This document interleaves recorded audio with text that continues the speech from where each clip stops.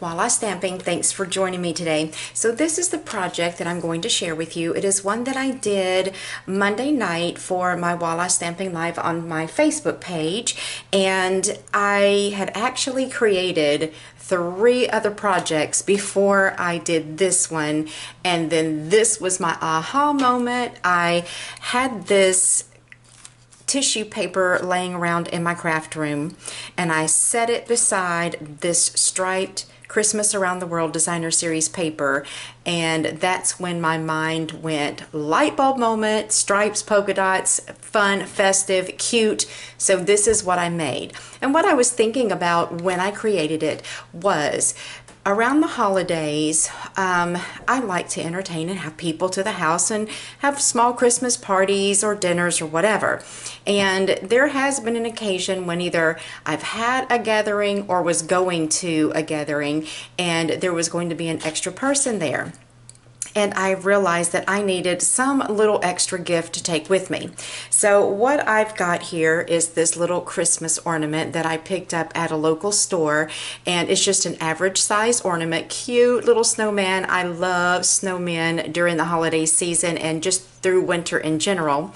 So I thought, you know, this is a perfect little last minute gift to give to somebody. This is a very quick and easy bag to throw together. So if you're on your way out the door and you realize you need that last minute gift, this is the way to go. So let me push these aside and we'll get started on making this ornament. So the first thing you're going to need is a piece of Christmas Around the World Designer Series paper, or a paper that has bold stripes on it. I've got this cut to 11 inches by 6 inches. Then I have a piece of Whisper White to stamp my sentiment on. Now I am waiting on my order and it is not coming in until tomorrow, and I've let myself run completely out of Whisper White. So this should be 3 inches by 4 inches. This is not that size, but I think it's going to be big enough to work for my stamped image. Then to go behind that, I've got a piece of Garden Green, 4.5 by 3.5.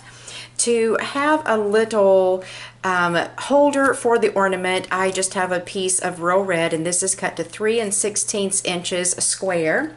Then I just threw in a couple extra scraps of Real Red and Garden Green.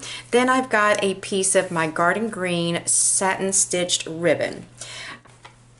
For ink today, I'm going to be using my Real Red classic stamping pad. For my stamp set, I'm using the Labels to Love stamp set, and I'm going to be using the Ho Ho Ho as well as the To and From. I'm going to have my Layering Circles Framelits dies as well as my Ovals Layering Framelits dies, my 1/2 inch hole punch. For adhesives, I'm going to be using my tear and tape and my mini glue dots and some dimensionals. And okay, so let's get started. To begin with, we're going to do our scoring, and I'm going to put my Designer Series paper in with the 11-inch side across the top. I'm going to score at 2 5/8, 5 1/4, 7 7/8, and then 10 1/2. Then I'm going to turn this a quarter turn and score it at 1 1/2 inches. You don't have to worry about trying to write all these measurements down and write down everything that I've used and all that, because I will have a printable PDF over on my blog at wallastamping.com. It'll have a detailed diagram of where to score, where to cut, as well as a list of all the supplies, all the measurements, and detailed instructions on how to make this project. So that's the scoring for that. Now that little piece of Real Red that was 3/16 or 3 9/16 of an inch square, we are going to score this at 1/2 inch on all 4 sides.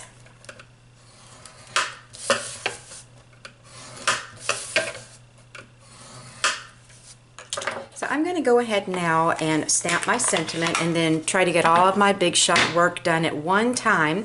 So I have a block C here, and what I've done is I just took my Ho Ho Ho and my To and From, and I just squished them up together on this block, and I'm going to stamp them together. So I'm just going to stamp this pretty much in the center of my piece of cardstock.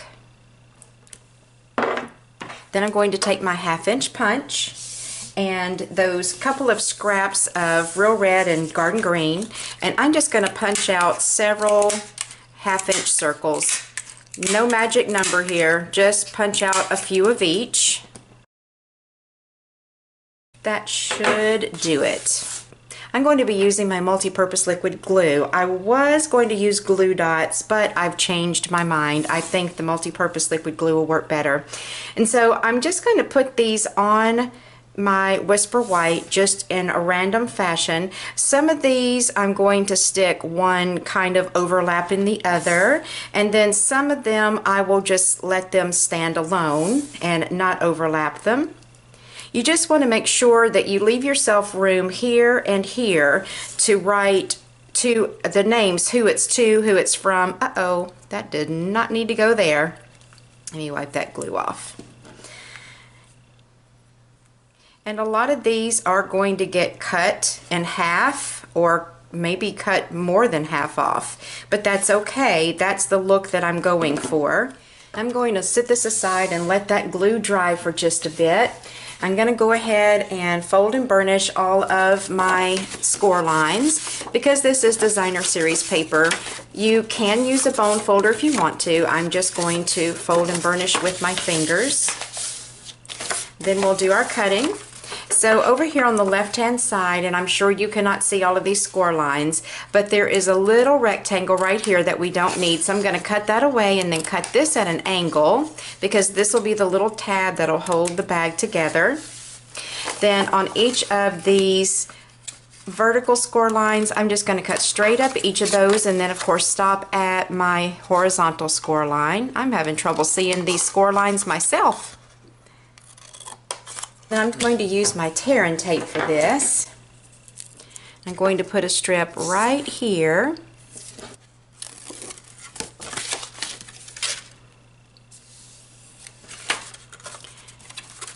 So where I have that seam right there, that's going to end up being the back of my box, so this will be the front.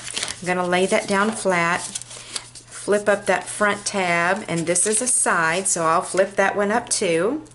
And I'm just going to put a couple of pieces of my tear and tape on what will be the front flap and a couple of pieces on what will be the back flap.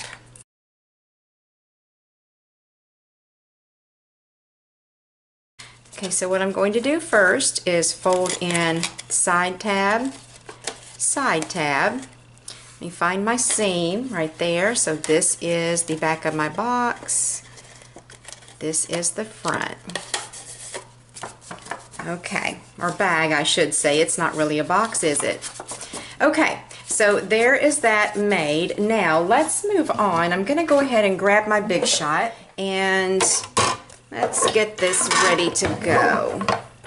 First thing I'm going to do is take this little piece that is going to hold my ornament in place and kind of keep it from moving around. I'm going to use the third from the smallest circle. I'm just going to put that in the center between my score lines. Get that cut out. Then next I'm going to go ahead and cut out my ovals.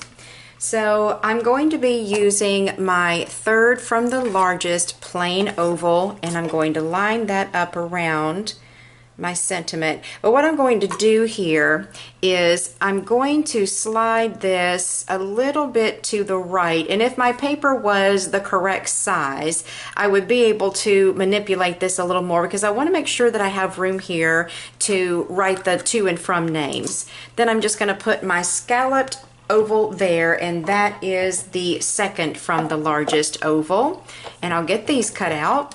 To adhere my sentiment to my garden green, I'm just going to use my multi-purpose liquid glue. You can use glue dots, you can use snail, you can use fast fuse, whatever your favorite adhesive is just fine. Then this little piece that our ornament is going to sit inside, I'm going to go ahead and fold all of those fold lines, those score lines, and then I'm going to grab my scissors, and I've shown y'all this in multiple different projects I've done, but where these score lines cross each other, you want to cut diagonally right across where they intersect.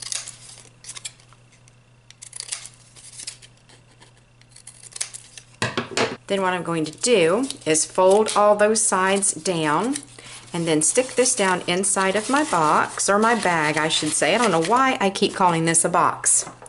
Then I can go ahead and take my little ornament and sit that right down in there, and that little piece of cardstock with that hole in there just kind of helps keep that in place. Then I have my tissue paper. All I've done was I've taken a normal size piece of tissue paper and I cut it into 4 pieces. So before we move on to the tissue paper, I'm going to go ahead and get this ready to attach. I'm going to use my dimensionals for that. I'm just going to use 4.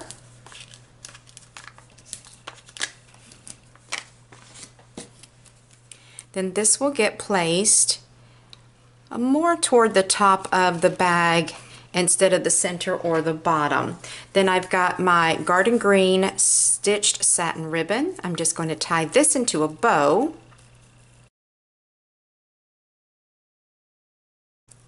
Then I will use a glue dot to attach that. Then I'm just going to trim a little bit of this off because I don't need all of that ribbon. Then for my tissue paper, I'm just going to poke my finger down in the center of it and make somewhat of a cone shape. This is just how I do my tissue paper. You may have a better way or an easier way, I don't know, but this is just always how I've done mine. If you have any suggestions on how to get tissue paper in a bag and make it look absolutely gorgeous every time, I would love to hear from you. Okay, so here we go. I'm just going to put all 3 of these into the picture here. And I just really like how these turned out. I think they're so much fun. I just really do like these bags a lot. They're quick, they're easy to put together. I love the polka dots and the stripes together. They are just cute, cute, cute. So I hope that you've enjoyed this tutorial today. Remember to hop on over to my blog and get your instruction sheet for how to make this. There will be a list of all of the supplies that I've used in the description box that's below the video, as well as links to my blog, my online store, and some other links that you might be interested in as well. So when you're over on my blog getting your instruction sheet, make sure you sign up for my newsletter. I send out exclusive tutorials to my newsletter family every month. I keep you up to date on what's going on in the Stampin' Up world as well as the Walla Stamping world. And I would also love for you to subscribe to my YouTube channel. That way, whenever I have a project that I post and share, you're not going to miss any of my paper crafting tutorials. So I do hope that you've enjoyed this project. Thank you for spending time with me today and letting me share this with you. I hope you have a great week, a fantastic Christmas, and a very happy New Year, and I'll talk to you soon.